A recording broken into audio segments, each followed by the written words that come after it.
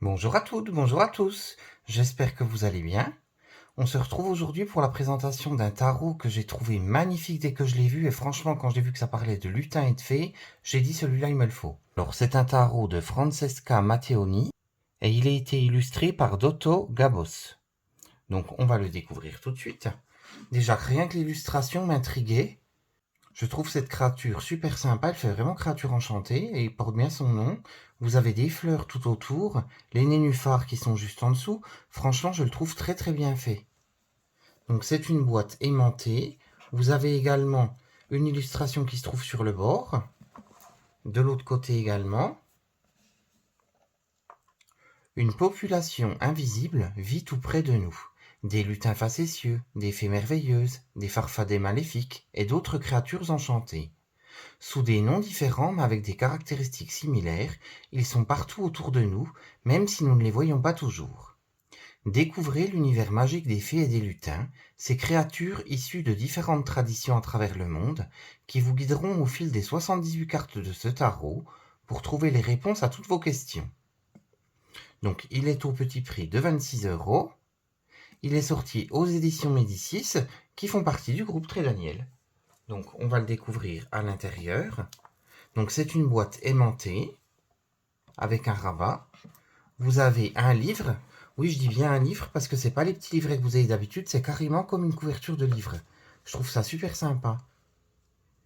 Et vous avez une petite boîte cartonnée avec les cartes à l'intérieur. Donc on regardera les cartes juste après. On va s'intéresser tout d'abord au livre. Donc dans le livre, vous avez un sommaire, les fées et les créatures enchantées, ensuite la place des fées dans ce tarot, les arcanes majeurs, les arcanes mineurs, ensuite lire et interpréter les cartes, après vous avez des propositions de tirage, et ensuite des messages. Les fées et les créatures enchantées. Je dois vous faire un aveu, j'ai toujours cru aux fées et aux lutins. J'y crois depuis que je suis toute petite. J'ai rencontré un lutin dans les images d'une bande dessinée. C'était Puck, dans la réinterprétation en bande dessinée de Songes d'une nuit d'été, écrit par William Shakespeare. Depuis, je cherche les lutins partout. Au fond du jardin, dans un mûrier, au grenier, dans les flaques d'eau où l'huile de moteur dessine des arcs-en-ciel après la pluie, et dans les livres bien sûr. Les dieux tombent, les différentes formes de spiritualité évoluent et se mélangent, les cultes disparaissent et réapparaissent au bout de quelques siècles, mais les fées sont toujours là, comme les croyances des gens de toutes les époques et de toutes formes, qui résistent aux tentatives de classification. Mais qui sont ces fées et ces créatures enchantées? Elles ne font pas vraiment partie du monde des vivants et des morts. Ce sont des êtres qui se trouvent à la marge, qui peuvent escorter les morts vers l'au-delà, mais partageant les mêmes plaisirs que les vivants, comme une bonne tasse de thé au petit déjeuner, ou la chaleur d'un feu de cheminée en hiver. Donc vous verrez, ensuite il y a toute la petite histoire, c'est vraiment très très sympa. Je vous laisse le suspense. Ensuite vous avez la place des fées dans ce tarot. Les fées et lutins font ici ce qu'ils font le mieux, ils inventent des histoires sur eux-mêmes. En d'autres mots, regardez et lisez les cartes de ce tarot et soyez prêts à saisir quelque chose d'inattendu, à en extraire non quelques évidentes parties de vous-même, mais plutôt celle qui a tendance à se taire et à rester dans l'ombre. C'est le défi de ces cartes que d'évoquer une réalité et un mystère qui vous aide à affronter le quotidien, qui vous plonge dans un savoir magique, où les secrets brillent derrière l'évidence.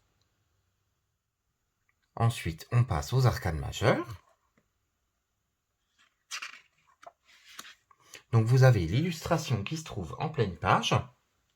Ensuite, vous avez le nom de la carte avec son numéro, le nom du lutin ou de la créature enchantée qui en fait référence, et ensuite vous avez une histoire et une explication de la carte. Vous avez ceci pour chacune des arcanes majeures.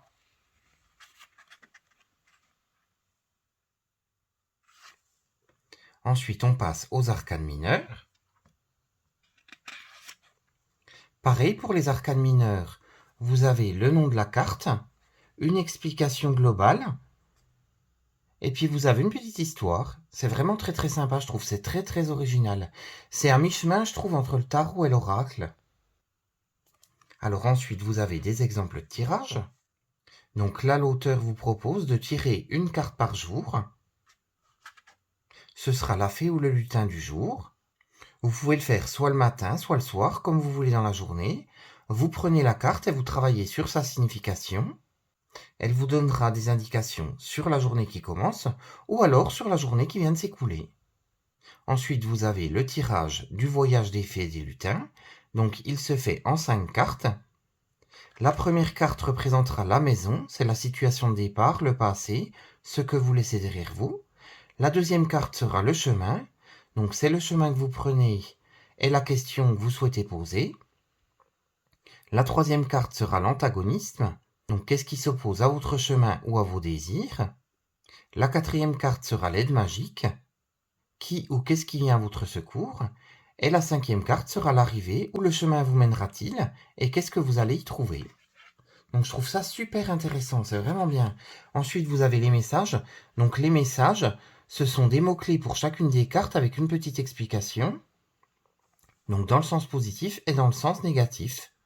C'est un genre de pense-bête, en fait, je trouve ça super sympa.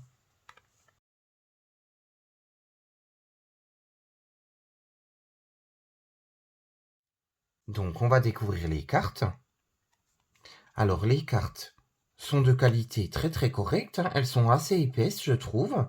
Le dos des cartes, vous avez des grappes de raisin, des morilles, des fruits, des fleurs, c'est vraiment très sympa, avec des feuillages.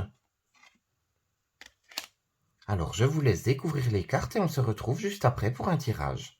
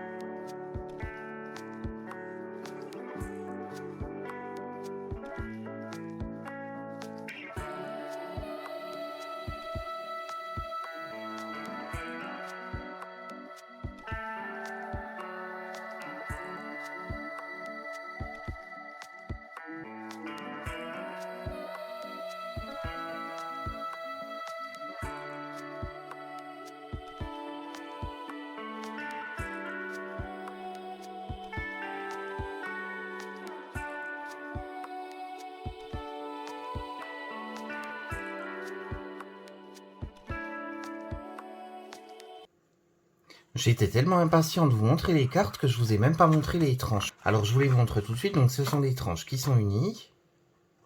Franchement, je le trouve très bien. Elles sont brillantes également. Je vous l'ai pas dit non plus. Alors, je vais battre les cartes et ce qu'on va faire, je vais vous laisser le choix entre deux cartes. Comme ça, vous choisirez celle qui vous attire le plus. Et puis, je vous lirai les deux petites descriptions. Alors, on va choisir la pâquerette et le pissenlit. Vous choisirez entre les deux fleurs. Comme ça, vous aurez le choix entre les deux.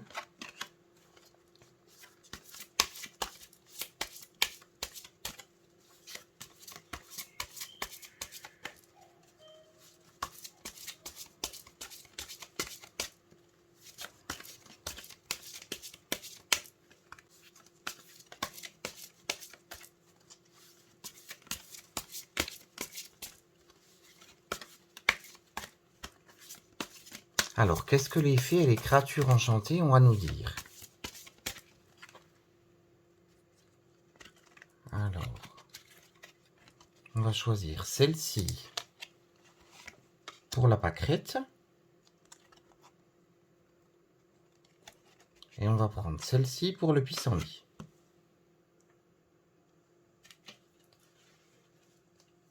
Alors, on va regarder tout de suite. Donc, pour les personnes qui ont choisi la pâquerette, on a le 3 de denier. Donc, on va regarder la correspondance du livre.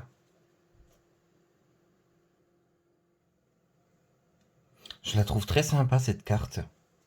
Avec les 3 petits lutins farceurs, ils sont vraiment sympas.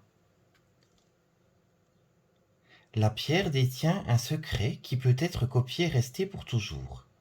Elle porte les marques du travail, de l'imagination sacrée qui permettait aux peuples anciens de parler avec les astres en disposant de grosses pierres dans la nature.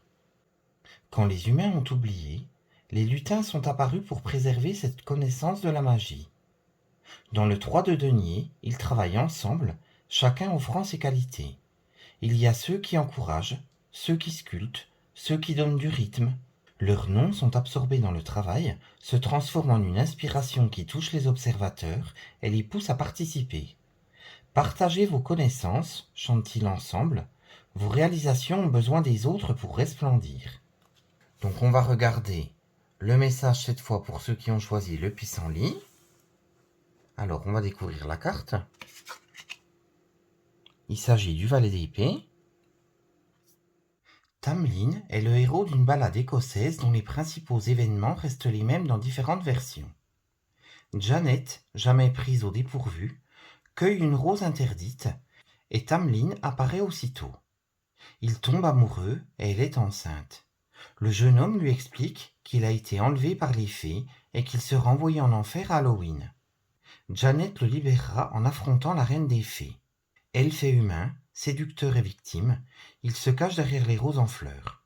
En tant que valet d'épée, Tamlin porte un message. Sa curiosité lui cause bien des ennuis, et il a rencontré les esprits. Il sert d'intermédiaire entre les mondes porteurs de nouvelles inattendues ou de gros mensonges. J'espère que cette vidéo vous aura plu, ainsi que ce petit tirage. Pour ma part, j'ai trouvé ce tarot très original, je trouve qu'il est super sympa. Il est vraiment très intéressant pour travailler avec son enfant intérieur. Dites-moi en commentaire ce que vous en pensez. Je vous remercie beaucoup d'avoir suivi la vidéo. Je vous fais de gros bisous et je vous dis à très vite pour une prochaine vidéo. À très bientôt.